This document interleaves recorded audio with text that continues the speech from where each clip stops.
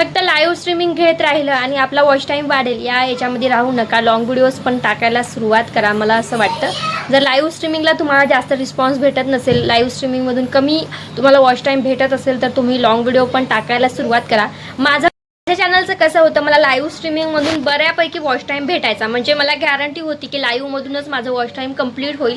त्यामुळे मला आणि एक तर दुसरी गोष्ट म्हणजे मी कितीही ठरवलं तरी पण लॉंग व्हिडिओज मी नाही क्रिएट करू शकायचे. तेव्हा अक्षरशः नाही वेळ भेटायचा सगळ्या गोष्टीसाठी. शॉर्ट्स व्हिडिओ आणि लाईव्ह ह्या गोष्टीसाठीच मी कसं तरी वेळ मॅनेज करायची. त्यामुळे लॉंग व्हिडिओला तर वेळच भेटायचा नाही. त्यामुळे जास्तीत जास्त लाईव्ह स्ट्रीमिंग घेऊनच मी माझा वॉच टाईम कंप्लीट करण्याचा प्रयत्न केला आणि माझं कंप्लीट झालं देखील.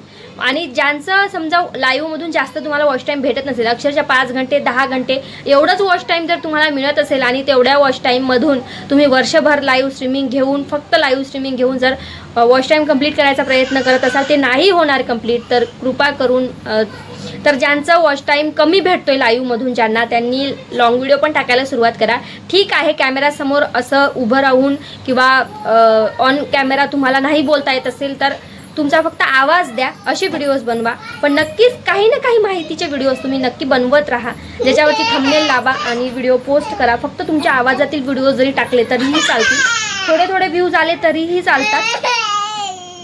थोडे व्ह्यूज आले तरीही चालतील. अक्षरशः 10 व्ह्यूज 20 व्ह्यूज 50 100 असे जरी व्ह्यूज आले ना तरीसुद्धा हळूहळू काय होईल, तुमचा वॉच टाईम जो आहे तो वाढत जाईल. लॉंग व्हिडिओचा पण फायदा होईल तुम्हाला. त्यामुळे मला असं वाटतं दर 2 दिवसाला एखादा लॉंग व्हिडिओ टाकायचा प्रयत्न करा.